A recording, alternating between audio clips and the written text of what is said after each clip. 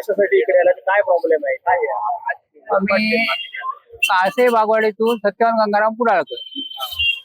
हे एसटीचं काय smart card ticket द्यायचंय, त्याच्यासाठी आलोय. आज जवळ 4-5 वेळा मी येऊन गेलेलो आहे. तिथे जो नंबर दिलाय तो कॉन्टॅक्ट लावल्यानंतर होतच नाही. नंबर फोन स्विच ऑफ म्हणून सांगताय. आज मी सकाळी फोन केला तर जो मुलगा आज आहे त्याच्या आईने उचलला आणि त्यांनी काय सांगितलं, आज चालू आहे, तुम्ही जावा म्हणून. आता मी आलोय, जो आता मी रिक्षाने आलोय काळच्यावरून. इकडे जे आता माझ्या पुरीची 2-3 बायका आमच्या वाडीतल्याच गेल्या. त्या बोलतात आम्ही 10:30 काहीतरी इथे आलोय. ते जस्ट आता गेल्या. 10:30 म्हणजे जवळजवळ 3 तास झाले.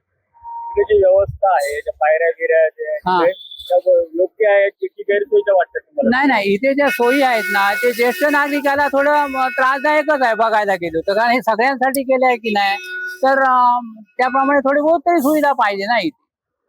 नाही तर 2 काउंटर ते चालू ठेवायचे. एनसीएमसी ही सुविधा लोकांना देण्यासाठी या ठिकाणी कुडा बस स्टँड या ठिकाणी बघाल तर स्मार्ट कार्ड योजनेसाठी ही गर्दी जमली. आणि या ठिकाणी पाहाल तर ज्येष्ठ नागरिकांची संख्या पण जास्त आहे. सकाळी 9:30 वाजता आलेले, घरातून आलेले नागरिक 12:30 पर्यंत त्यांचे स्मार्ट कार्ड निघत नाहीत, त्यांचे OTP निघत नाहीत.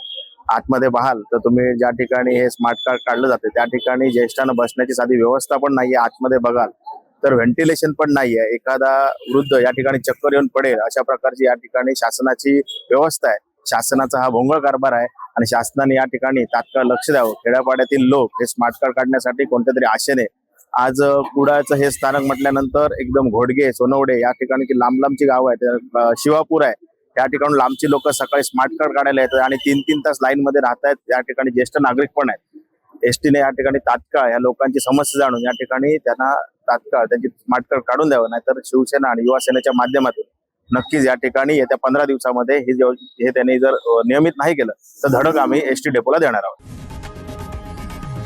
लोकशाही मराठी ऐका, पहा, जागरूक रहा.